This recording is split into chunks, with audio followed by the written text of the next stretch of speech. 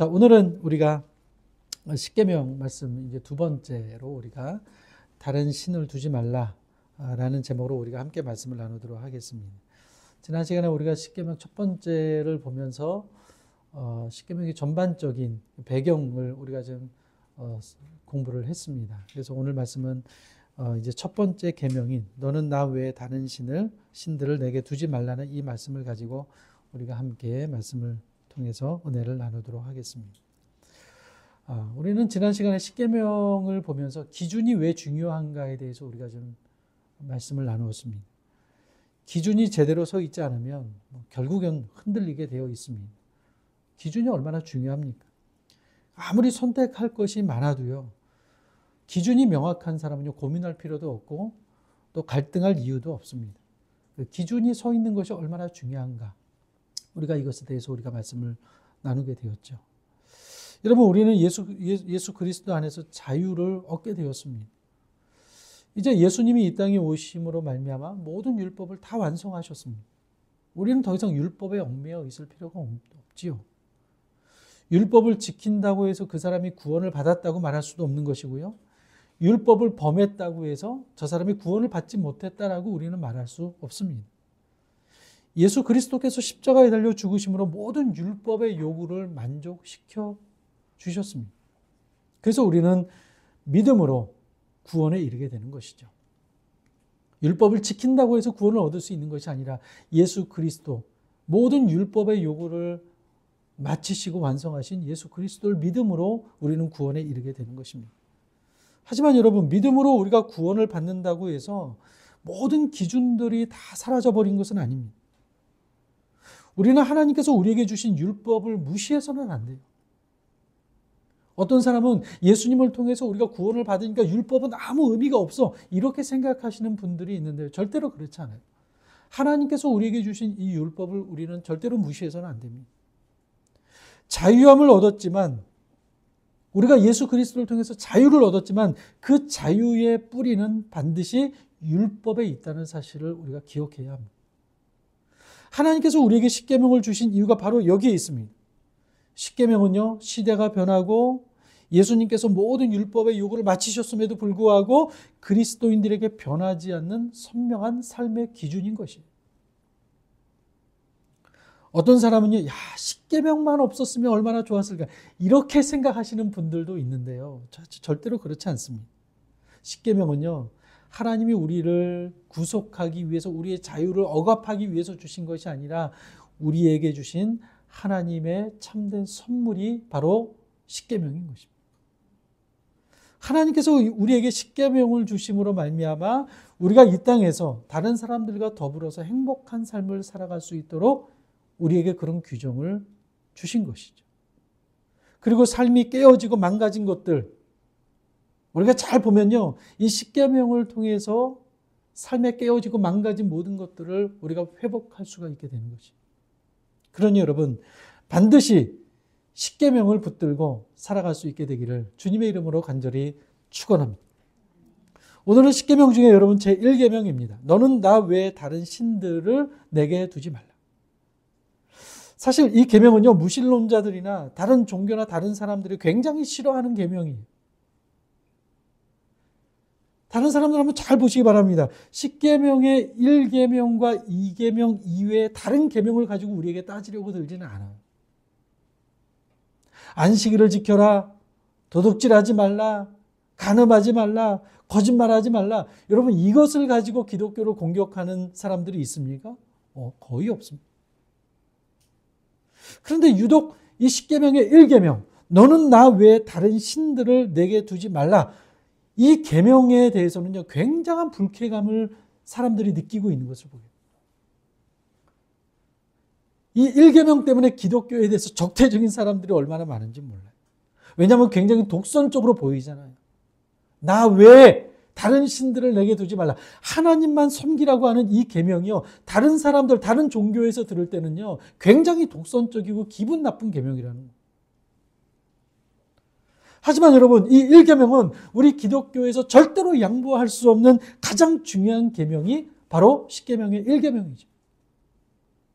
지난 시간에 말씀드린 것처럼 1계명은 첫 번째 계명이지만 이 1계명 안에는요, 사실 여러분 성경 전체가 다 들어가 있다고 해도 과언은 아니에요. 너는 나 외에 다른 신들을 내게 두지 말라. 이게요, 창세기부터 요한계시록까지 이 계명 안에 사실은 다 들어가 있는 거예요. 그만큼 1계명은요, 굉장히 중요한 계명이에요. 왜냐하면 이 1계명이 무너져 버리면요, 다른 모든 계명들은 무너지는 것은 시간 문제예요. 그리고 다른 모든 계명들을 다 지켰다 할지라도 1계명이 지켜지지 않는다면요, 아무 의미가 없는 거예요. 다른 계명을 지키는 것이. 그래서 우리가 첫 번째 계명과 두 번째 계명의 순서를 바꿔서도 안 되고요. 언제나 이 첫 번째 계명 1계명이요, 가장 먼저 나와야 하는 것이에요.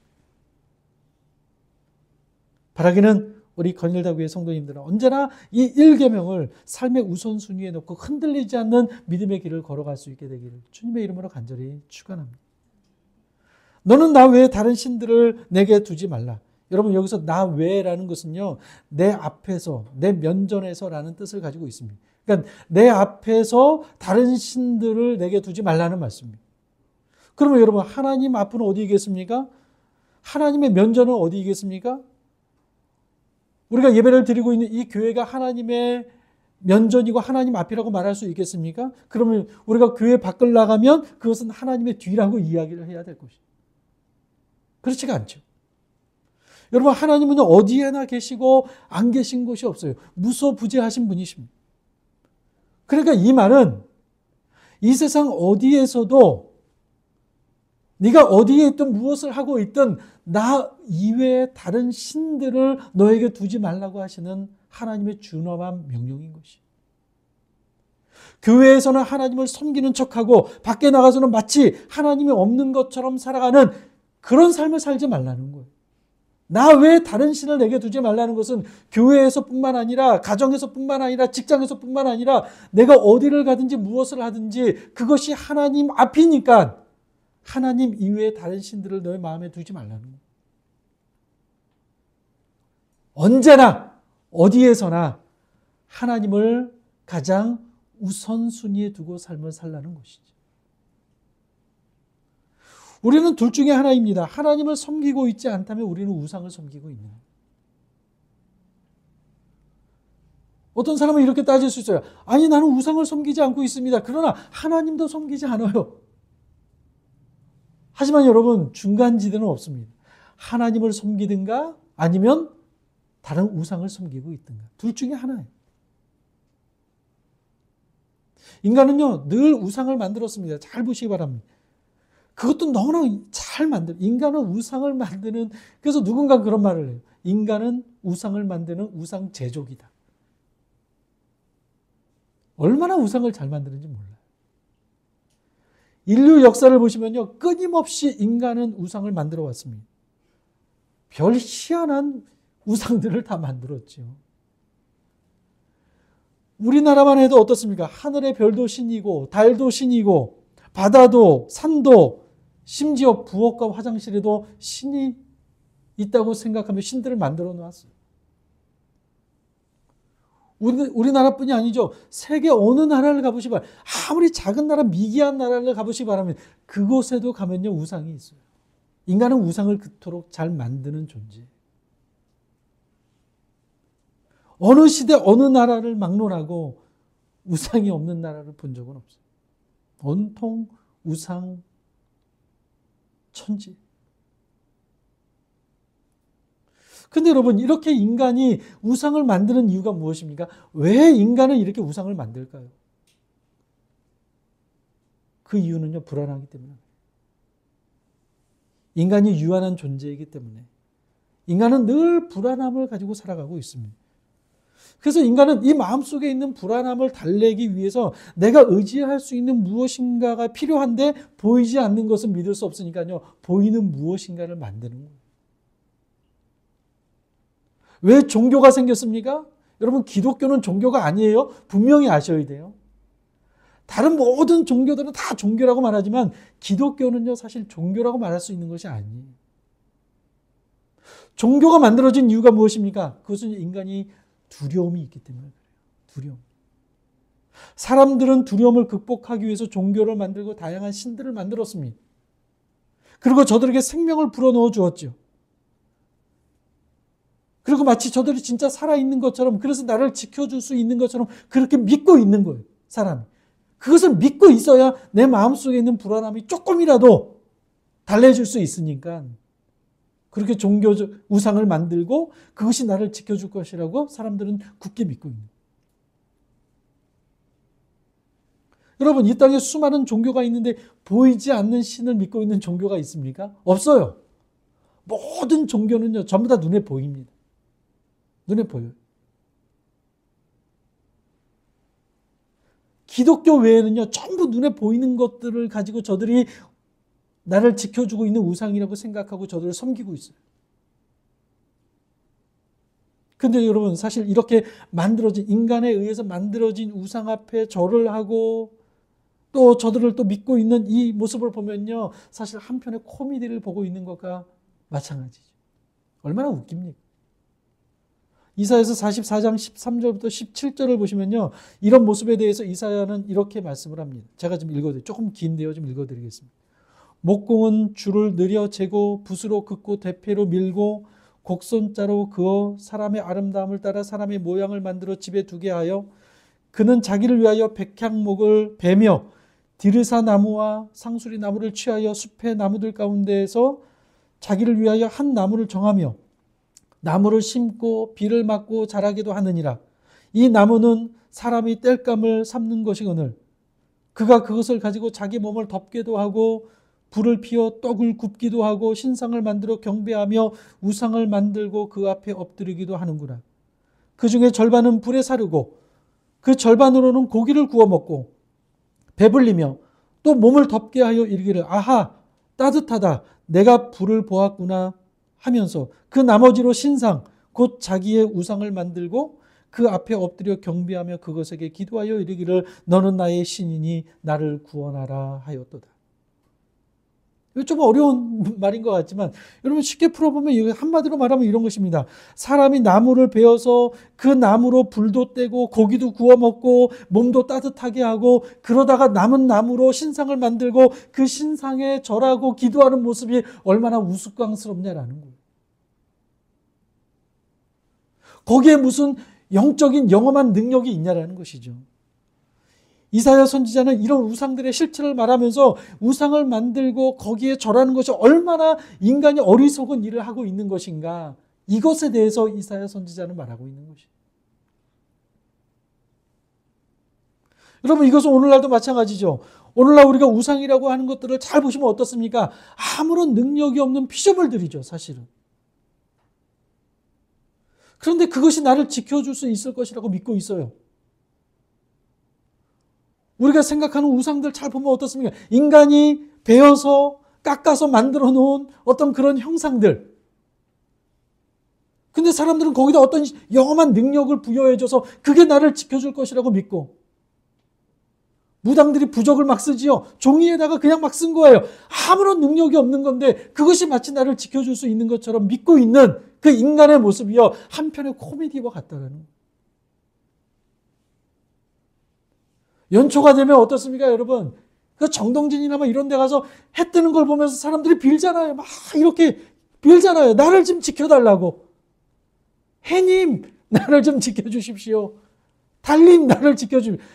아무런 의미가 없는, 아무런 능력도 없는 하나님에 의해서 창조된 피조물인데도 불구하고 사람들은 거기에 능력을 부여하고 그것이 마치 나를 지켜줄 수 있는 것처럼 착각하며 살아가고 있다는 거예요. 하늘에 별이 떨어질 때 소원을 빌면 들어준다는 코미디라는 거예요. 코미디. 여러분, 오늘날 최고의 신은 무엇입니까? 바로 돈이죠. 돈, 만몬. 그래서 어떻게 해서든 돈이 있어야 되고 그것이 나를 지켜줄 수 있다고 생각해요. 하나님이 나를 지켜주는 것이 아니라 사실은 돈이 나를 지켜준다고 생각하는 사람들이 의외로 많아요. 교회 안에서도. 그래서 돈을 벌 수만 있다면 수단과 방법을 가리지 않죠. 돈을 벌 수만 있다면. 여러분, 요즘에 들려오는 소식들 보면 어떻습니까? TV에서 이 매스컴에서 들려오는 소식. 보험금을 타내기 위해서 남편을 죽이기도 하고 아내를 죽이기도 하고 심지어 부모까지도 절벽에서 밀어서 수영을 못하는 사람한테 물에 빠져서 죽이질 않나. 알고 보니까 보험금이요 엄청 많아요. 참으로 어처구니 없죠.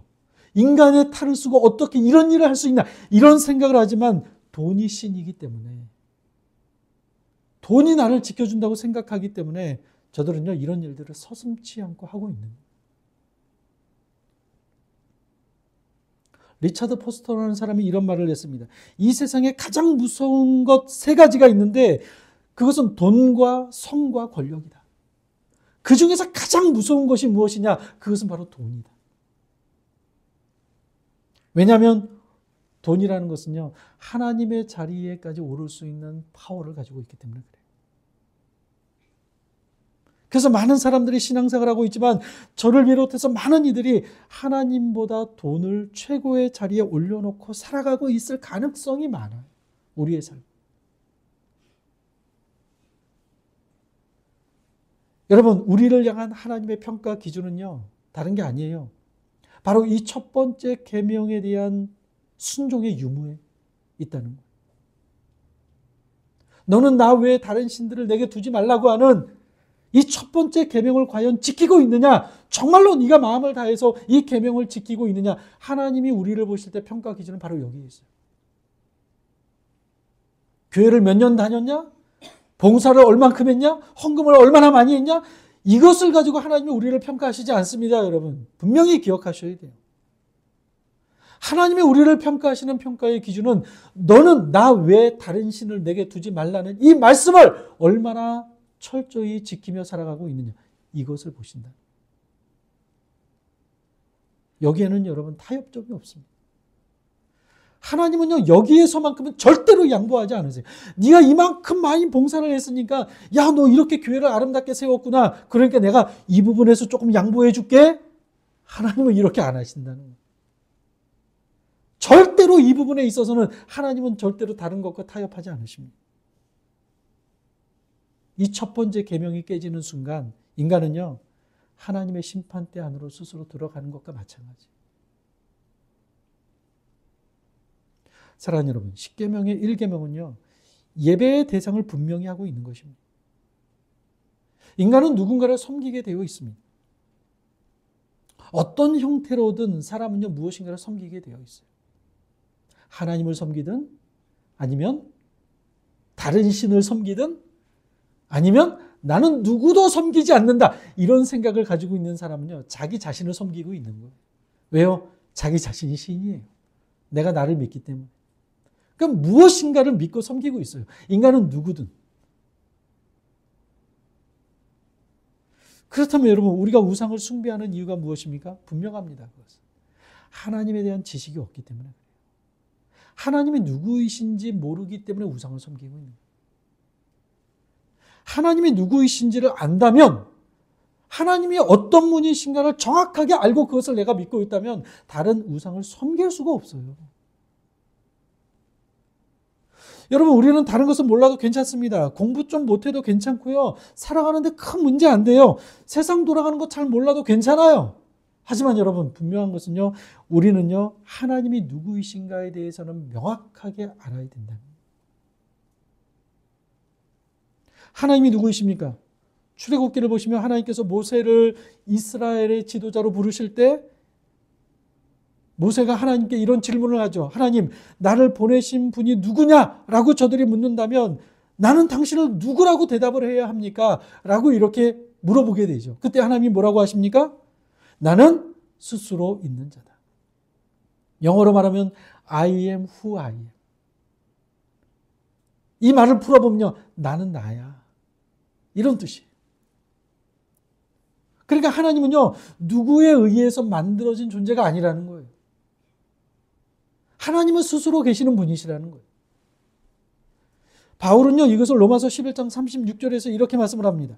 이는 만물이 주에게서 나오고 주로 말미암고 주에게로 돌아감이라 그에게 영광이 세세에 있을지어다.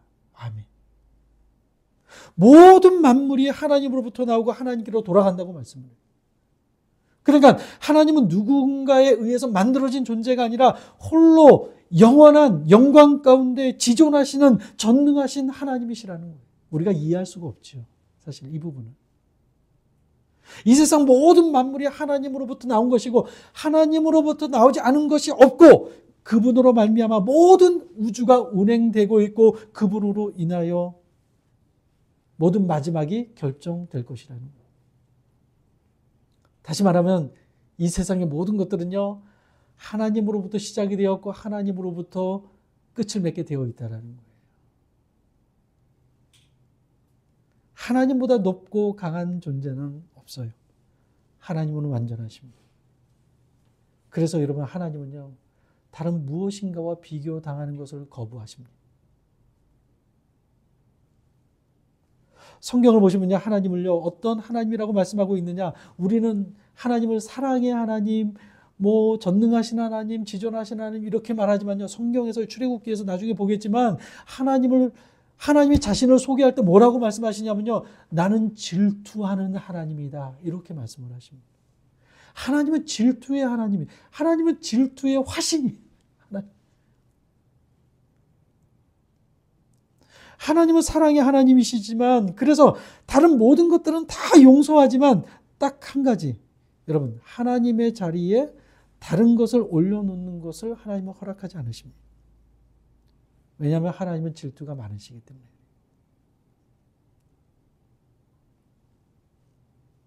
이렇게 볼 때 여러분, 10계명의 1계명은요, 우리의 내면을 살피시는 계명이라고 볼 수가 있어요. 우리의 내면. 1계명을 지키는 것이 쉬운 것 같지만 여러분, 매우 어려운 거예요. 정말 어려운 거예요. 예수님 시대 바리새인들을 보시 바랍니다. 저들은요, 우리가 따라갈 수 없을 정도로 율법을 철저하게 지켰던 사람들이에요. 정말 아침부터 저녁까지 머리에서 발끝까지 온통 율법을 지키기 위해서 저들이 얼마나 노력하고 최선을 다했습니까? 하지만 예수님으로부터 심한 책망을 받았습니다. 독사의 자식들. 예수님으로부터 욕을 먹었어요. 그 이유가 무엇입니까? 너희가 나를 섬긴다고 하고 나를 존경한다고 하는데 너희들의 마음을 보니까 하나님으로부터 너무나 멀리 멀어져 있구나. 너희가 정말 하나님을 가장 사랑한다고 하는데 너희의 마음을 보니까 돈을 사랑하고 있구나. 명예를 사랑하고 있구나. 권력을 사랑하고 있구나. 예수님은 저들의 마음을 보시죠. 주님이 보셨던 관점은요, 저들의 외적인 행동이 아니라 저들의 마음의 상태였습니다. 그런데 저들의 마음의 상태를 보니까 한마디로 말하면 꽝이에요, 꽝. 가짜라는, 거짓말이라는. 10계명을 그토록 열심히 지키기 위해서 수많은 법을 만들고 조항을 만들고 그 아래 조항들도 얼마나 많이 만들었습니까? 근데 그 수많은 조항들을 다 지키고 있는 것 같은데 가장 첫 번째, 너는 나 외에 다른 신을 내게 두지 말라고 하는 이 첫 번째 계명을 이미 저들의 마음속부터 어기고 있었던 거예요. 그러니까 예수님이 저들에게 책망할 수밖에 없었던 것이죠. 거짓말하지 마. 너희들 하나님을 섬기고 하나님을 사랑한다고 그 많은 율법을 지키고 있는데 천만에 너희를 위해서 지키고 있는 거잖아. 너를 위해서, 사람들에게 박수받기 위해서, 존경받기 위해서, 사람들로부터 많은 돈을 갖기 위해서 하나님 섬기는 척하고 있잖아. 너희들은 가짜야. 예수님이 말씀하신 것이 바로 이것이죠. 여러분, 1계명은요, 우리가 주일날 나와서 예배드리고 헌금하고 찬송하고 이런 외적인 행위를 하나님이 우리에게 보시는 것이 아니라 우리의 마음을 들여다보시는 것이라는 거예요. 우리의 마음. 그러니까 나 외에 다른 신을 내게 두지 말라는 이 말씀은요, 우리 마음에 하나님이 아닌 다른 신들을 우리 마음에 들여다 놓지 말라는 거예요.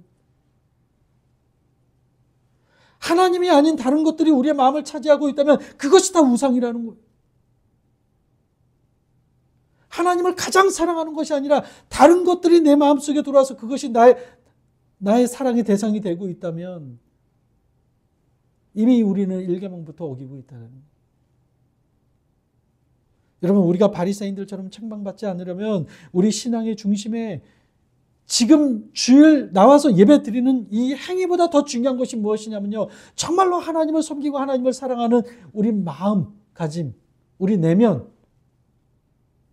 이것이 정말로 중요한 것이라는 거예요. 신명기 6장 4절에서 9절까지 말씀을 보시면 이렇게 말씀을 합니다. 이스라엘아 들으라. 우리 하나님 여호와는 오직 유일한 여호와시니 너는 마음을 다하고 뜻을 다하고 힘을 다하여 내 하나님 여호와를 사랑하라. 오늘 내가 내게 명하는 이 말씀을 너는 마음에 새기고 내 자녀에게 부지런히 가르치며 집에 앉았을 때든지 집에 갈 때든지 길에 갈 때든지 누워 있을 때든지 일어날 때든지 이 말씀을 강론할 것이며 너는 또 그것을 내 손목에 매며 기호를 삼으며 내 미간에 붙여 표로 삼고 또 내 집 문설주와 바깥문에 기록할지니라.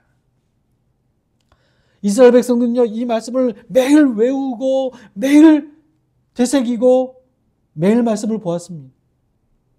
이 말씀은 우리의 신앙을 단순히 외적인 것이 아니라 마음을 다하는 것이고 뜻을 다하는 것이고 힘을 다하여 하나님을 사랑하는 것이라고 말씀하고 있는 것이죠.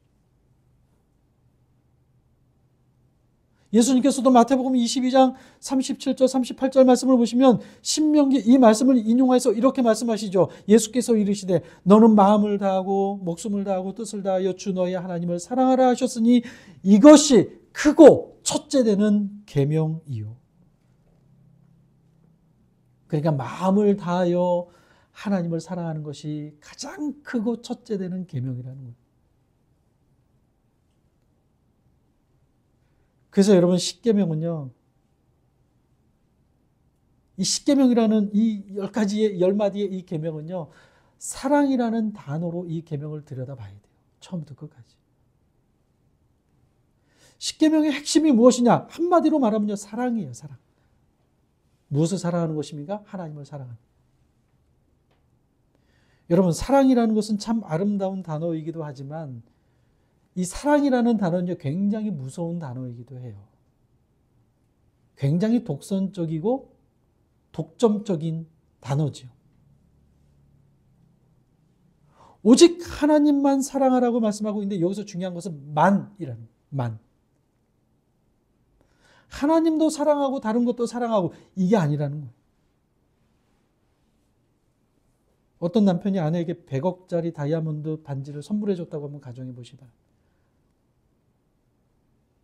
얼마나 아내를 사랑하면 100억짜리 다이아몬드 반지를 선물해 주었겠습니까? 아내가 깊이 감동하겠죠. 와, 정말 내 남편은 나를 사랑하는구나. 근데 똑같은 반지를 옆집 아줌마에게도 선물해 줬다고 생각해 보시기 바랍니다.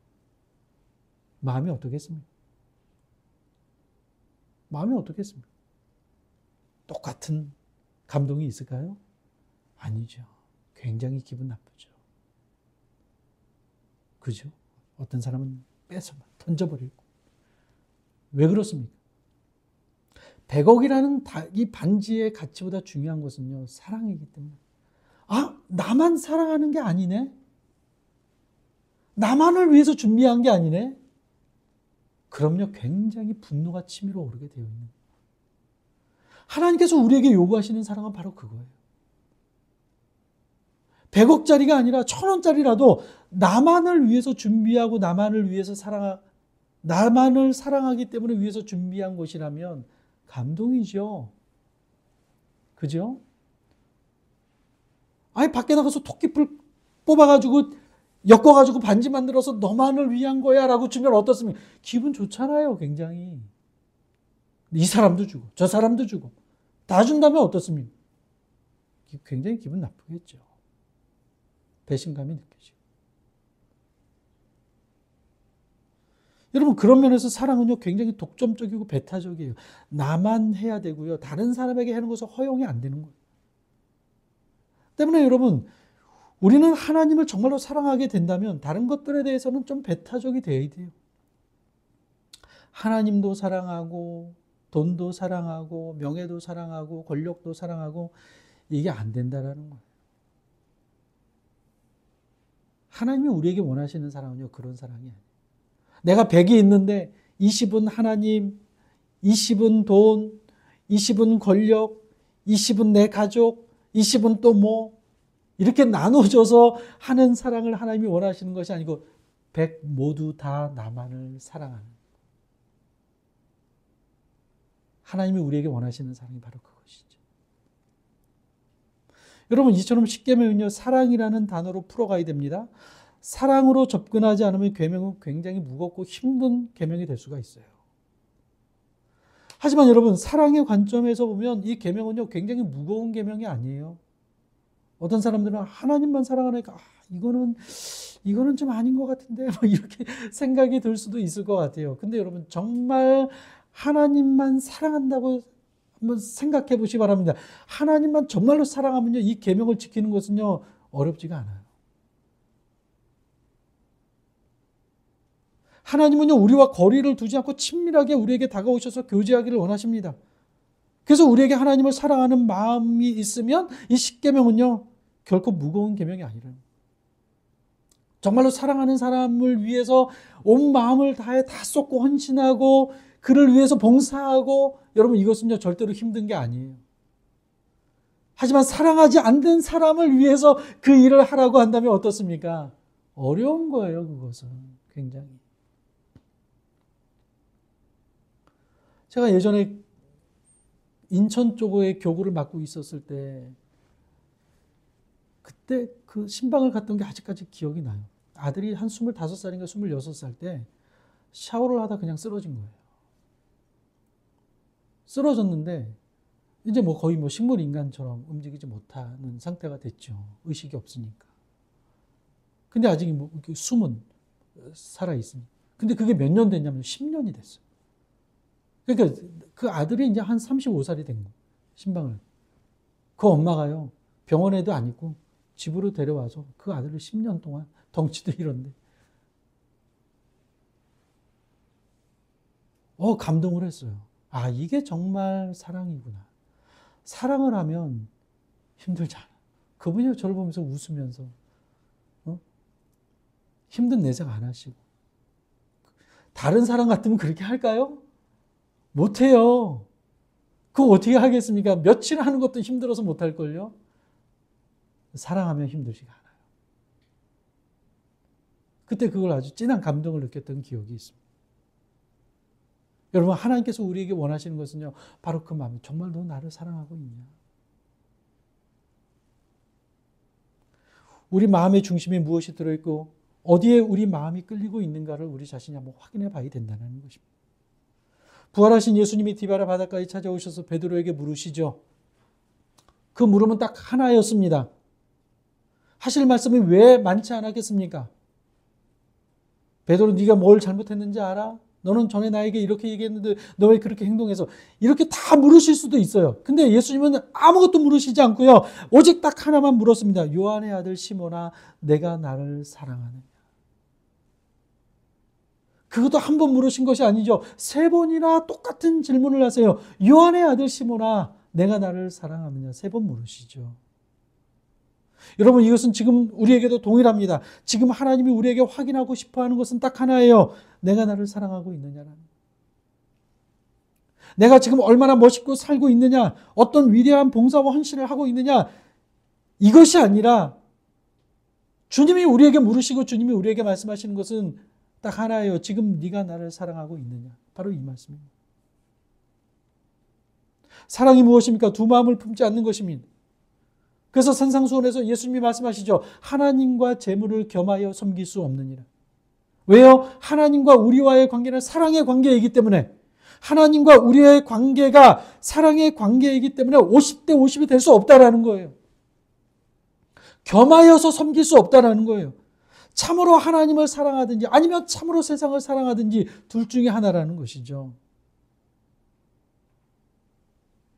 하나님은 우리가 하나님만을 사랑하기를 원하십니다. 이것이 바로 가장 크고 첫째 되는 계명인 것이죠.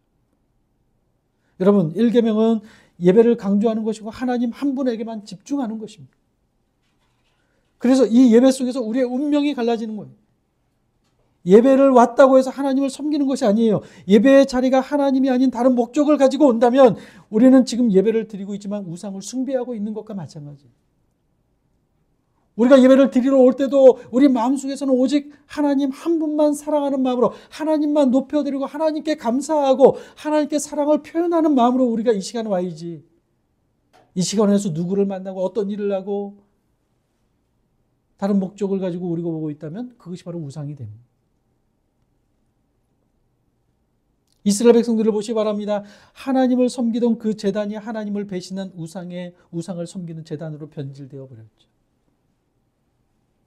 여러분 어쩌면 우리도 그럴 수 있어요. 저와 여러분도 그럴 수 있습니다. 한국 교회도 그럴 수 있어요. 우리가 예배를 드리고 주일 나와서 예배를 드리지만 하나님만을 섬기고 하나님만을 높이는 것이 목적이 아니라 어떤 정치적인 목적을 가지고 있기도 하고 다른 목적을 가지고 우리가 예배를 드리고 설교를 하고 말씀을 듣고 있다면 그것은요, 그 교회는 우상을 숭배하고 있는 것과 마찬가지예요. 하나님이 하나님으로 높여지는 것, 그것이 바로 진정한 교회이고 그 예배가 바로 진정한 예배인 것. 사랑하는 여러분, 하나님이 뒷전에 밀리고 하나님을 귀중하게 여기지 않는 순간 우리는 이미 우상을 숭배하고 있는 상태에 빠지게 된 것입니다. 최고의 하나님께 최고의 사랑을 드리고 최고의 예우를 드릴 수 있어야 하는 것이죠.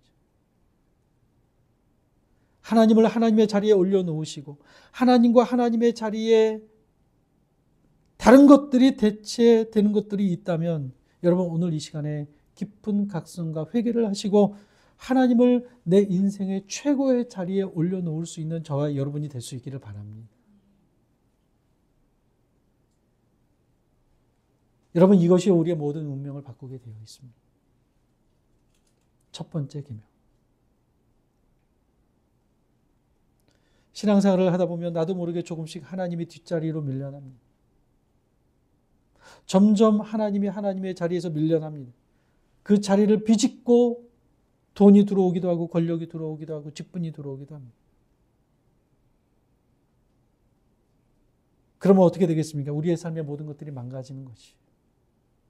첫 단추를 잘못 깨면 아무리 다음 단추를 열심히 잠가도 볼품없고 이상해 보이는 것처럼 하나님을 하나님의 자리에 올려놓지 않고 하나님을 섬기고 있지 않다면 다른 우상들이 내 마음을 차지하고 있다면 그럼 그리스도인의 모습은 한마디로 꼴불견인 거예요. 바리새인들처럼. 교회를 나오는 것도 다른 목적이에요. 모임을 참석하는 것도 다른 목적이에요. 직장을 다니는 것도 다른 목적이에요. 나 위에 다른 신을 섬기지 말라고 하는 하나님의 말씀이 교회 안에서는 지켜지고 있는 것 같은데 이 교회를 떠나게 되면 다른 것들이 내 마음을 차지하고 있는 그런 모습으로 우리가 삶을 살아가고 있다면 여러분 그것은 우리 자신을 기만하고 있는 것이고 우리의 신앙생활은 거짓된 신앙의 길을 걸어가게 되는 것입니다. 바라기는 오늘 말씀 너는 나 외에 다른 신들을 내게 두지 말라고 하신 이 말씀을 기억하면서 하나님을 가장 사랑하고 하나님을 가장 대체할 수 없는 사랑의 대상이 되어서 하나님만을 섬기며 다른 우상들이 아니라 하나님만을 높여드리는 우리 모두가 될 수 있기를 주님의 이름으로 간절히 축원합니다.